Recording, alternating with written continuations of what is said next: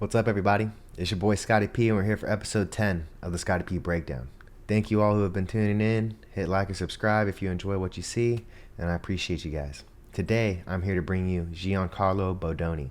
He was the 88 kilogram winner for the East Coast Trials, and flawless performance. He had 7 matches, 4 wins by submission. He took out some really good opponents on his way to the finals, and I'm excited to show you some of the breakdowns.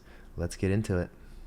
So throughout the tournament, he was utilizing a lot of false reap entries, and he caught this guy multiple times in it, but the dude ended up escaping. But look at how he sets up this next leg entry. He essentially goes to the far side leg off a half guard and just kicks his leg over. So watch as he just kind of keeps kicking, keeps pushing, transfers both legs to the far side, and now he's pretty much in a 411 entry almost.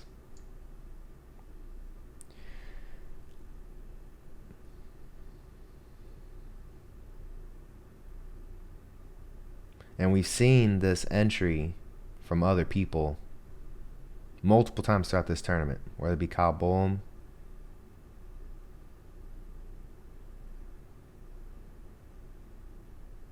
Kyle Boehm used this entry. I'll show you guys that one more time. And look how he kind of slowly inches his way towards the leg. He keeps using the shin, pushes him away, keeps inverting, and then finally rolls all the way through. And then it's just a matter of keeping him keeping him from getting on top while stretching the leg.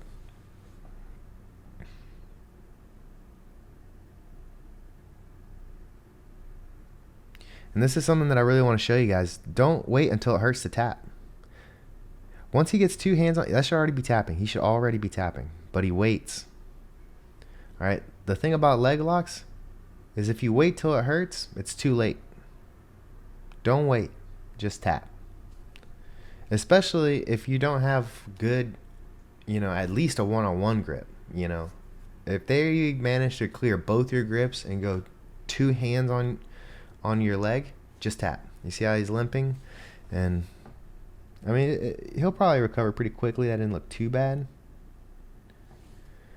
But still, leg locks are not something that you want to wait. And we just saw Daniel Manasau pop Tristan Overig's leg. And, there's a lot of, backlash against him for popping that dude's leg. But, that dude didn't have either grip and was just kind of had both hands on the mats and was just watching. You got to tap, guys. You got to tap. But let's move on to the next one. I should also break down the Giancarlo and J-Rod match. That match was dope. A lot of scrambles, a lot of back and forth. All right, so here, look, he's utilizing that shoulder crunch. Gets an easy sweep. And look how he goes to the other side, right? He doesn't stay where he's at in that side control. He pulls up on the arm and transfers to the other side.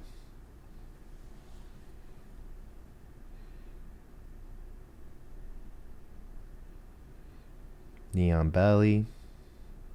And they get a reset.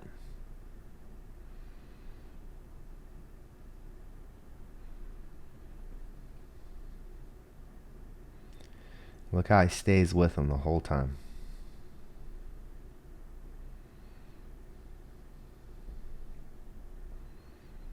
This is one of my favorite positions to be in. He's got that tight underhook on the far side arm, and he's keeping it pinned with his chest. Goes back to knee on belly.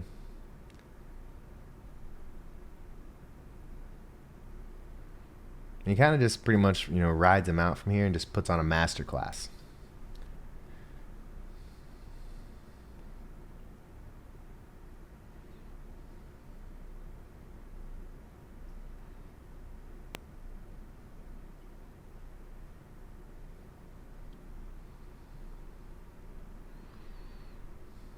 He's setting up his Kimura grip right here. Goes over to try to take the back, and the dude blocks, but look how he sets up this crucifix position. He fakes going low with the knee. Now watch, he goes up high, gets the foot in the bicep, locks it up. Now he's in a crucifix position.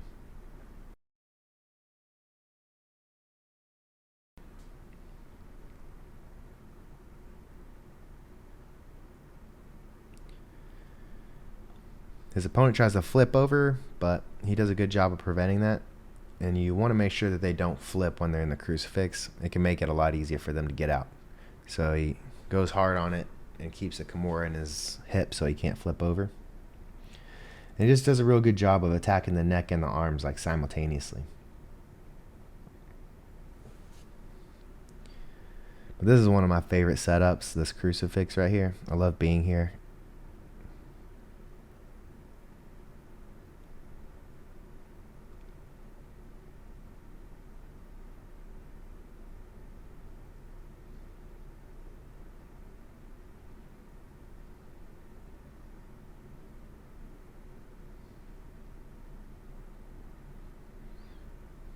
Now as he starts to lose it, he's going to transfer that leg in between his legs.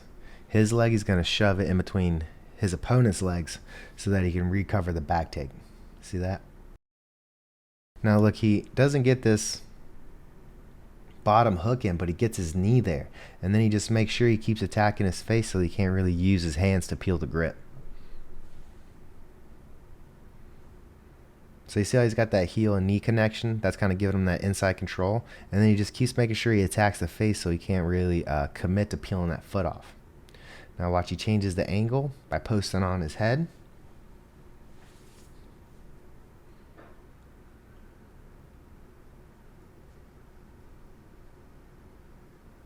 And then uses this to reset up that high knee. Pulls him over. And now look how, as he's attacking the feet, he starts to use attacking his hands. As soon as he brings his grip to address the hand grip, then he switches his legs back to a body triangle so that he can get all the leverage he needs. Awesome finish. Master class from sweep to knee on belly to mount, back take, or from knee on belly he goes to the Kimura, goes for the back take, resets the Kimura, gets real high up on the back, gets a rear naked choke. It's the way to go. Let's move on to the next one. This is one of those matches that reminds me a lot about mindset. For one, if you're going against one of the best guys in the world, you don't want to turn your back on him. I'm just a regular guy, and I don't recommend turning your back to me. Well, look, he just tries to kick away and run, and that's not smart, because anyone who's prepared is going to jump on that all day. So he jumps on the back. Look how he's driving into his knees to turn his hips away from him.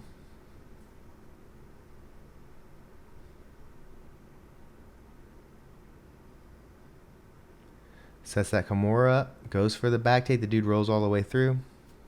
Armbar. Money option. When they get ahead of you like that and they try to roll out, you just go high. You put that leg that was a hook, you throw it right in high up in their armpit, and then you throw your leg over for the armbar. This is money. Now here's going against Ryan Aiken, who is combat jiu-jitsu champ. Trains with 10th Planet Atlanta, and he's really good. He also went to the West Coast trials and did really good.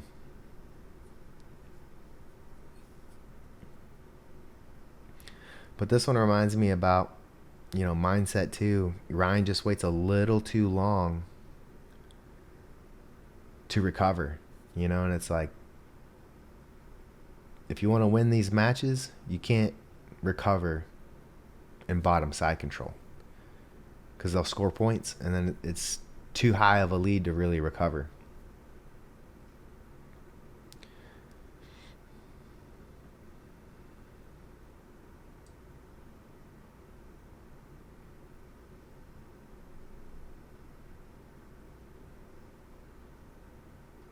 So is it mindset? Is it conditioning? Probably both.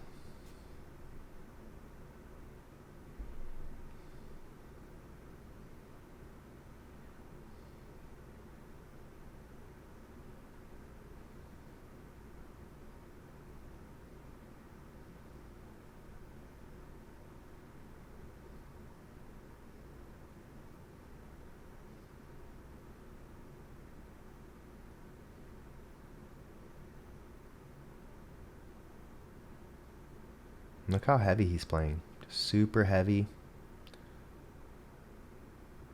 And look, he doesn't accept the bottom position. He gets right back up.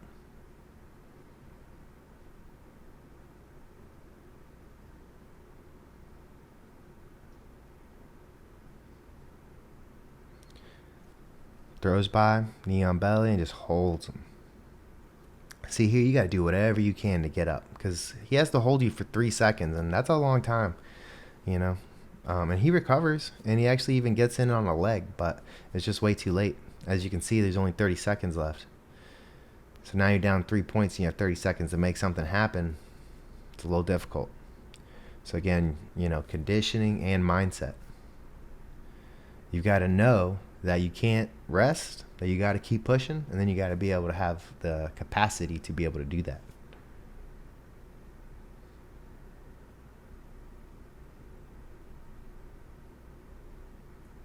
See, look, he's able to get on this leg here at the end. Maybe he could have done something with that, you know, if he had done it a little sooner, or maybe in overtime if he didn't allow those points to be scored. Let's move on to the next one. All right, here he's going against Jacob Couch. And Jacob Couch is, I've rolled with him before. He came and visited my gym. Super cool guy. I like him a lot. This is another one of those matches where it's just like, you know, maybe it's like a mindset thing or a conditioning thing. I mean, who knows how many wars he had before this match. But look, he doesn't really get swept. He just kind of falls over and then accepts the bottom position. And notice how Giancarlo immediately goes to playing heavy. It seemed like when Jacob was on top, he was kind of, you know, a little hesitant and just looking for options. And then as soon as Bodoni gets on top, he goes straight head-to-head pressure, double unders, body lock, heavy on his legs, changing the angle. That's what you want, and that's going to be the person that's going to be the harder match. And he essentially just grinds him out from here.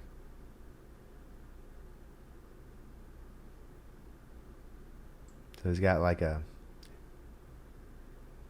he's got head and arm here and just heavy pressure, heavy shoulder. And what I mean by changing the angle, look how he's like constantly offline. He's not trying to stay square with Jacob. He's making sure that he's off to the side a little bit, so it's really hard for Jacob to move him. Head and arm, heavy pressure.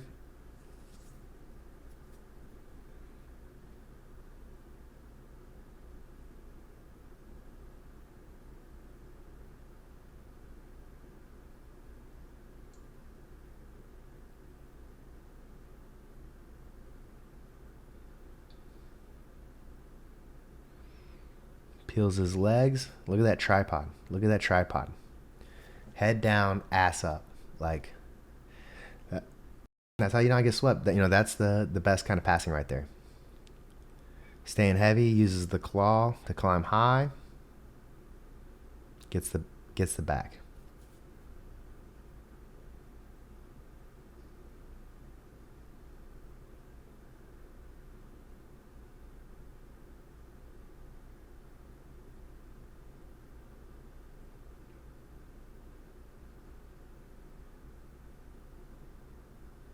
Power half.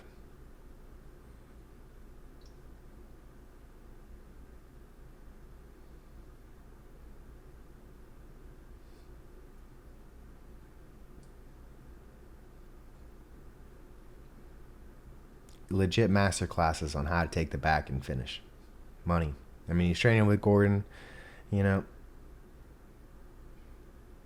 Nothing bad to say about Jacob because Bodoni was a world-class black belt before he started training with Gordon Ryan. Now he's with Gordon Ryan. It's like, and you can see it in his game. He's doing those shoulder crunch sweeps. He's taking the back, controlling the far side arm just like Gordon shows. I mean, money stuff. Let's move on to the next one. All right, now we're in the finals, and he's going against Elder Cruz, who got to the finals of the West Coast trials as well. And yeah, he out wrestles the wrestler. They had some 6 scrambles. But Bodoni showed that he has great wrestling in the scrambles. Look, so Elder goes to get him down in this double. And look how he posts on his elbow, keeps his hips off the mat, is posting on his head, turning his hips.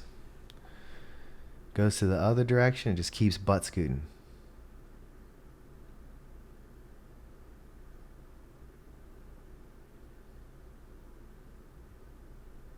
Elevates.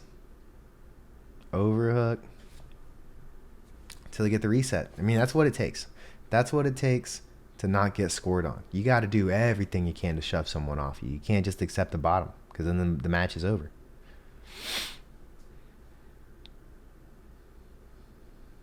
Pretty sure Elder enters on him twice.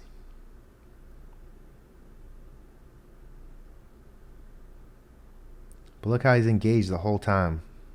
Attacking the head.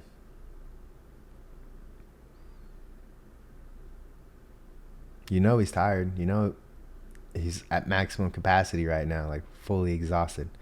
Yet he's focused, got his hands up, head forward, not checking the clock. You see that snap? So Elder goes for that snap down, gets in on a single. And he sprawls super hard. Clears. I mean, that's what your wrestling's got to look like. People got to be able to enter in on you, and then you still get them off you. Now watch this. Engages, throws the hands up, gets on the single. Now look, Elder Cruz does a great job of sprawling. But check this out.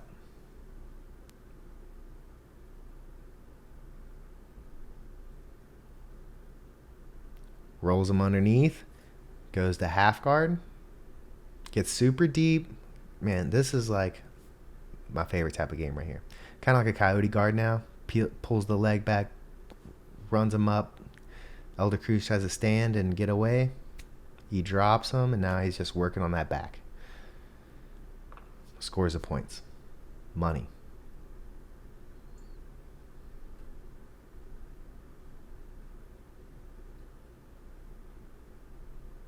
I'm going to show it to you guys again. I want y'all to just watch how Elder Cruz gets out of this, but then I'm going to run it back because he hits that beautiful like foot trip to bring Elder Cruz down. Locks up the body lock. Elder Cruz does a good escape. He's hand fighting the whole time. He gets the lockdown, and as Bodoni tries to switch, he immediately gets up. So great on him, but he doesn't have enough time to really get the points back. But I want to show you guys again. That is essentially like a half guard coyote guard, because he's pulling that leg and then uses it to get up. So watch, as soon as they come together, I just like how he just grabs double grip and throws him up, gets in on him. Now the beautiful part about this is he doesn't just let Elder get a neutral position. He pulls him in and gets super deep on a half guard. Gets deep on the half. Look how he's just inching his way underneath. He's holding onto his hip. He's pulling his leg. Boom. Pops up. And then watch this little back trip. Boom. Just steps along. Drops him on the back. Immediately goes for his neck. And looks to get his bottom side hook in. Scores his points.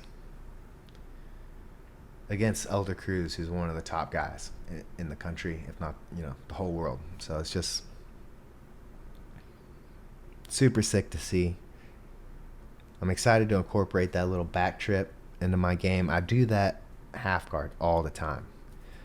And seeing him do it from that single, is setting off some sparks in my mind about how I can, it's really hard to finish sometimes. People are really good at sprawling, but if you can just pull them up just enough to slide in, you'll be really deep on them. And that's pretty much the end of the match. But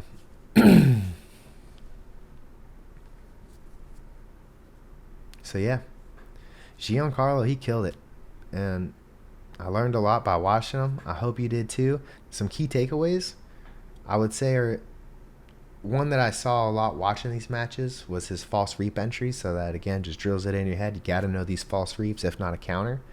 Another thing I saw is his back takes and how well he was able to get his hooks in, especially attacking going between the face and the legs, and then the face and the legs. and his wrestling was superb. You wouldn't.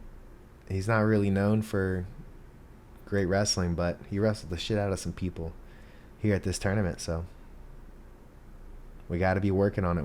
We all should have a really good double. My double sucks, so I'm gonna be working on it. But yeah, I appreciate you guys tuning in. Thank you so much. Hit like or subscribe if you liked anything that you saw today. And yes, I appreciate y'all. Thank you.